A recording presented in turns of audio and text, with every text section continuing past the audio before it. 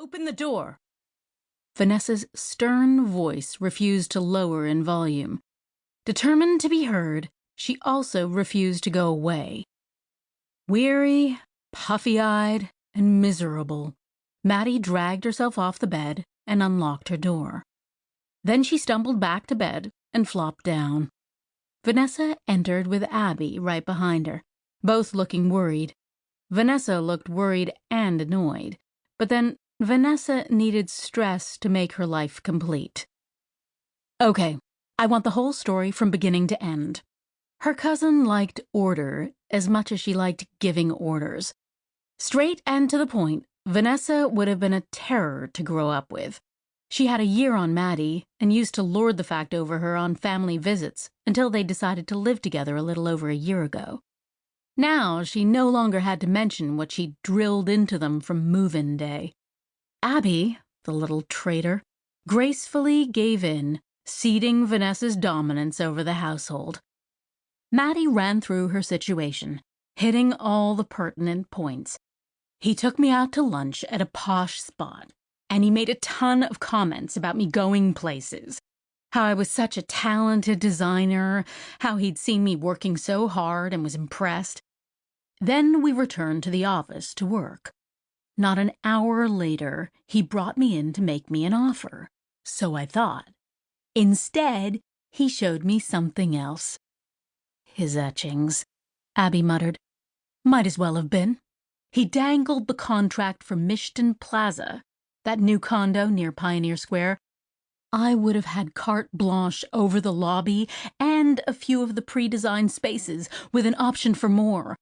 It's a primo job, and if I didn't want Diane to get it, all I had to do was say yes to spreading my legs and keeping my mouth shut about it. You keep quiet? He didn't know who he was messing with. She ignored Vanessa. To seal the deal, a hand job right there in his office, smack dab during the workday. This makes no sense. Vanessa frowned. You think I just blew a chance at making a living doing what I love on what, a lie? Incensed, Maddie tried to rise, but Abby sat on the bed and latched onto her like a dead weight. No, I believe you. I just have a hard time believing no one's ever said no to him before. I bet he's harassed a lot of other women. Maddie didn't know. She only knew he'd done it to her, made her feel like a victim, and she hated it. At first, I just listened to him in shock. I mean, this is Fred, my gay boss, hitting on me. He's at least 20 years older than me. I didn't expect it, not of him. I'm getting grossed out all over again. Abby had a squick factor Maddie had never understood. The woman wrote dirty books, for God's sake. I don't like any of this. I'm going to look into an attorney for you. Vanessa held up a hand. Stop. It won't cost you a dime. I just want to see how you can fight this, if you even can. Unless you had witnesses, I think you're right about it being a case of he said, she said. No witnesses. Bitterness filled her once more. Fred's office is his sanctum.